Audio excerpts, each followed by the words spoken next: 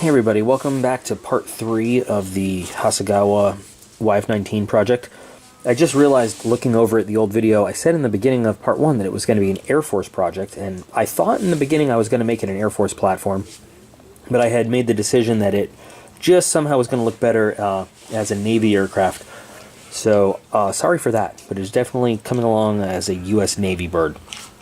So, between the end of the last video and now, all I've really done is some of the finer detail painting with a fine little brush. Did a rough dry fit of the landing gear, so it's sitting on it now. And just sort of worked out a few little things I needed to get set up before I do the whole gloss coat and get ready to do the decals. I put on the nice bare metal leading edge that the Navy seems to love on the wings. Just did a spray with the Alclad gloss black base and then used polished aluminum, also Alclad for that, on both the wings and the vertical stabilizers, and that came out looking really nice. For the canards, I just hand brushed some tester enamel aluminum on there. I used the Humbrol gunmetal to sort of pick out with a brush all of these little controlled jet areas. That's the headpiece again. On the spine, and then also on the nose. You know, for thrust control, really for outer space.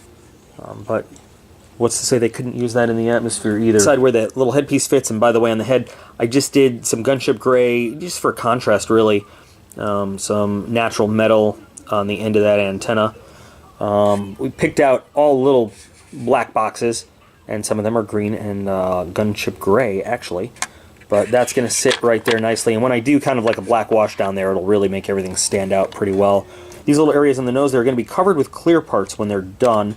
So there's no really clear instructions. In the instruction booklet, it just says make them all one color. So I wanted to get a little bit more detailed. So it's dark ghost gray overall. That's jet exhaust. We've got a little dark green, flat black, and then chrome silver there. I figured why not, you know, navigation lights under the clear, just sort of justify having a clear in there, and then, you know, a little exposed, I don't know, machinery, mechanics, whatever. I realized that the front landing gear actually did have that carrier catapult hookup system there. I don't know if I like it though. It's not very detailed. I still might replace it with something from an F-18 kit, but I'll make that decision later. It's still missing an arrestor hook, and I'll have to figure out a good place to put it. But we've got all this space right here, so that might work out pretty nicely. I'll make the decision if I'm going to grab it from an F-14 or an F-18, just depending on what I have to grab it from, on what fits better. So where I'm at now is I'm getting ready to gloss coat the whole thing. So my favorite gloss is Future. I know they don't sell Future anymore. It's now Pledge Multipurpose Floor Care, I think it's what it's called. So I'm going to get working on that. I'm going to get to decaling. I'm going to use a combination of the 2Bobs decals and some of the stenciling that comes from the kit itself. I'm also going to use some leftover stenciling. I have a giant box of old decals from leftover projects. So I have a sheet from a 148 F-14B. Then I'm going to throw some actual Navy stenciling on there with too, just to make it look really good. Here she is, glossy and looking good, ready for decaling. And honestly, decaling is my favorite part of building any model whatsoever. I don't know why. To me, that's when the model really comes together and starts to take the form, the shape, the identity of whatever it is we're building. As weird as that sounds, I love it. So I couldn't find my Future / Pledge Floor Care, whatever we're calling it. I couldn't find it for anything. I don't know where it is. I don't know what happened. So I ended up just using the gloss clear coat. This is not the aqua gloss, which is, you know, the Alclad acrylic. This is a horrible smelling but very effective lacquer. It takes a significant amount of time to cure though, so I let the whole thing sit overnight, went to work, came home. So now it's time. I have the landing gear just sort of dry fit. You know, they're not worked on yet, but just so it'll sit off the ground for me for now. And like I said in part 1, the fit on these parts are great. They're solid in there. It feels and it holds as if I had glued them in, so it's just sitting there nicely. Well, I'd say at this point decaling is I'll give about 85% finished. I got the majority of them on there. Got a few little elements to go. I'm starting to work out how the display is going to look when it's all done. And that's cool, but if we take a look at the original two-bob artwork of kind of how this all looks, so one of the hard parts was figuring out how we're going to get that really cool noseband on there and what we're going to do, because there's no fuel tank on the bottom. So I worked it out. So for the fuel tank, we don't have a fuel tank, but we've got this cool gun that's slung under the bottom. So we got that band put there on the gun, which works really nice. And I gotta be careful with it because I just put another coat of setting fluid on there. But let's kind of take, oh, there goes the head again. No, that's a wheel that time. So let's take a look at what we've got. So we've got that little maintenance marking on there. There goes the head. Another challenge was the rescues and the access hatch, but you know, I found a good point where we can put the arrows up and the hatch down. Okay. And then I was trying to position the stripe there so that we got as much of it visible on the plane as possible. And kind of that's the solution I came up with, was moving it around to about there, which I think works really well. And then we've still got the pilot's name. It's not on the actual canopy rail that raises, but it's right there on the edge, so it'll kind of always be visible in the same place, which looks pretty good, I think. I'm going to have to do a little bit of painting to make the F-14 jet intake warning kind of stretch all the way to the end of the intake itself, because it's a different shape and it's made specifically for the F-14, but I think that'll work out well. We've got our standard Navy marking with our VF-103. I took the original Jolly Rogers with the 60th anniversary, not the final Tomcat cruise, but the 60th anniversary marking. Let's see if we can get a picture of that there. It was a very busy marking, and it just wasn't going to fit on the tail of the plane. So I did some trimming, and I just turned it into kind of more of a line jet instead. But it fits really nicely on the tail there. Got the national insignia, mostly matched up with the leading edge of the wing. Just a little offset, a little bit. We've got the nose number or wing number, whatever you call it in the Navy, on there well. And then that's when I sort of kind of started going, not like crazy off the reservation, but I decided something that brings a project like this to life really well, in my opinion, is stenciling. And actually, F-14s don't have a whole lot of stenciling on the plane.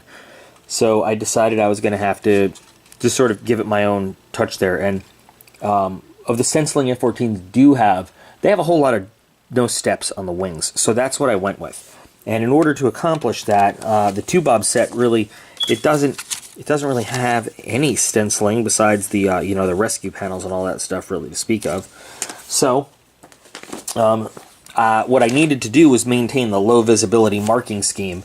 I've got a lot of sets that have high visibility marking, stenciling and everything, but I didn't want to go with that. So as I was looking, came across in my set of decals, what is this? This is a microscale set, an old microscale set. And it had some high visibility markings, but what it did have was a lot of low visibility, no steps for us to use.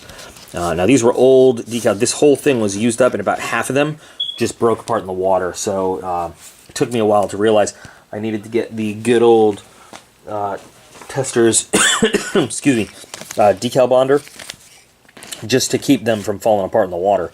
The only problem is then you need to, when you're cutting it out, you need to cut out very specifically each little bit of it, because then this just becomes one solid sheet. I love the kind of big sweeping nose with the tall nose gear look. It's one of the things I love about the flanker and the B-70 Valkyrie. So this looks really cool to me. I like it a lot. So other things that we have to do decal wise. Let me see, where is it? So the BU number, the serial number that the Navy uses, I'm trying to get this here. We're going to use this because it's cool and it's perfect. It's a totally different font than the Air Force uses, but unfortunately it says F-14B. So I had to mess around a little bit and get the font just right and get the sizing right, and it took me a while. But I finally got it. I had to print my own decals, so it says F-19A. So I'll have to cut that top line off. I'll have to cut these out, put some decal bonder on it. I'll put those somewhere on the rear engine area. I'll get that on there tonight, one on each side. Took me a long time just to get the sizing just right, you know, printing on plain paper until I got it right and then printed on the decal paper. We're going to put some slime lights on there. So I've got a cam decal set. This stuff's long out of print, but I've got a few of these different sets lying around. So I don't know, we'll either pull it off of the F-14 set itself or the A6 intruder set, because I think either of those will work nicely with the wingtips that we have going on there. But we'll set that up with those low voltage navigation lights and formation lights. Other than that, I think really decal-wise, that's all we've got to do. We've got to put the national insignia on the underside over there. There is the crew member names on the gear bay doors, the nose gear bay doors, but I wanted to finish all the top side stuff so I could turn it over and make sure I'm working on the right sides, because if you give me a chance to screw it up, I'll screw it up. I ended up not using a lot of the stenciling that came with the actual kit in the end, because it just, very thick, heavy decals. They didn't look good with the rest. So I didn't use them. I want it to look authentic and realistic. I don't want it to look too busy, because again, you know, real F-14, even an F-18 is not overloaded with a whole lot of stenciling. Not that you would see outright. I found a good arresting hook from an old Ertl F-18. It's a kit I'm never going to put together, I'm never going to use, so it's a good arresting hook, and it's good enough for what we're going to use it for. I mean, it's just going to be tucked up under there in the rear. It's not going to get a lot of visibility, so it's a good piece to scavenge from that kit. So we're good there. We've got the figured out, we talked about it last time, the little catapult hook guy. I know it's got a name, I just can't think of it. It's already on there. We've got a great place to position that arresting hook right back there for carrier use, so we got that taken care of. So tonight I'm hoping I'll get the decals finished, and I'll give them overnight to dry. If you see some white stuff there, that's just a product of using the for some reason the Salvaset and the lacquer clear. It reacts like that. I'll give another coat of Salvaset and I'll take that right off. By the way, side note, heads up, I forgot to mention this. And one of the reasons I don't like to use this lacquer clear coat is because I love to use alclad metallics. And if you look on the leading edges of the wings, it just sort of, that was a very, very polished aluminum looking finish, and it just sort of eats it up. So what I'm going to have to do is, once I'm done and I've clear coated again, I'm going to have to give another, like as a final step, redo all of the alclad with like a polished aluminum or a chrome color to really restore that nice bare metal look that the leading edges on the F-14s had to this guy. But I think it's coming along great. So I have a really good idea for the display. I'm going to give it a nice display base. We're going to make it look like a carrier deck. Take a look at that. That looks pretty damn good. Looks like it was made to go as one piece. Just a little juicy from the setting solution and stuff, but pretty happy with that. Got the slime light decals. I don't know why I call them that.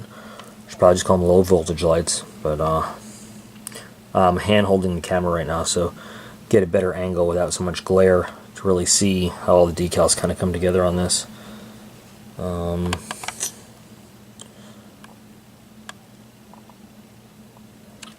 It's a mighty good looking decaling job, I think. Yeah. Alright. Well, decals are just about done. The only thing I have left, having a lot of trouble getting the low voltage lighting on the wingtips to settle down to where I want them.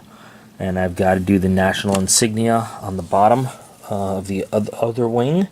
But other than that, decaling is done. so I can finally move on to something else. Yay!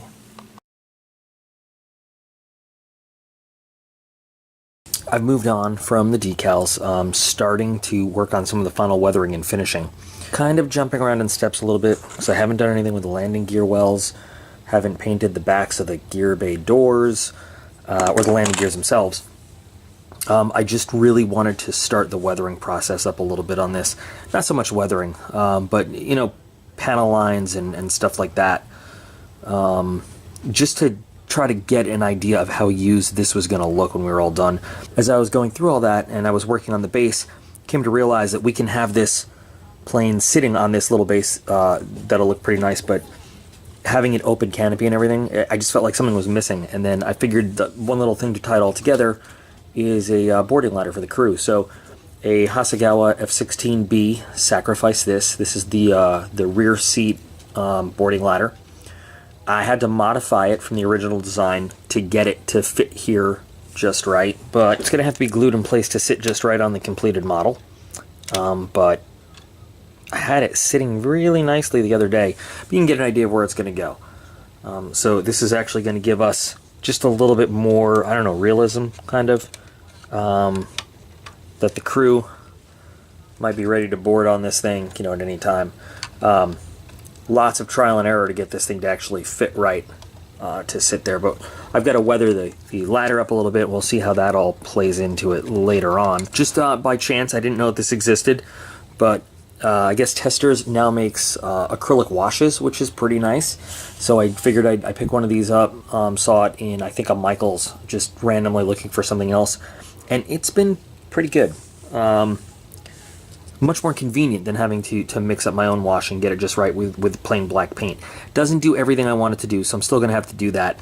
For what's done already, you can see it's picking out the panel lines very, very nicely, giving us some kind of grime. It goes on as a kind of a nice sludge, so you can thicken it up in parts. I decided I wanted these vents to be exhausts of some kind. I'm not sure what they're for, you know, in the realistic scheme of this aircraft, but I thought it was a nice touch. But it also cleans up really easy. So I've done mainly the upper surfaces, a little bit on the bottom. Haven't done much on the bottom yet. But here's a kind of a weathered up wing versus not. So this just has the pre-shading, and this has the lines and weathering on it, and you can see the difference there. I am still overall very happy with how this is coming up. Some touch-ups need to take place and everything, but so far it's coming together really, really nicely. So I'm going to call that good for this part. That'll be part 3 of this build. Part 4 is going to really cover mainly this base, which is not quite finished yet. I'm toying with the idea of putting tie-down points on it or not, but the next video we'll talk about how this came to be. And then finally in part 5, well, we've got the landing gears, the bays, and weapons.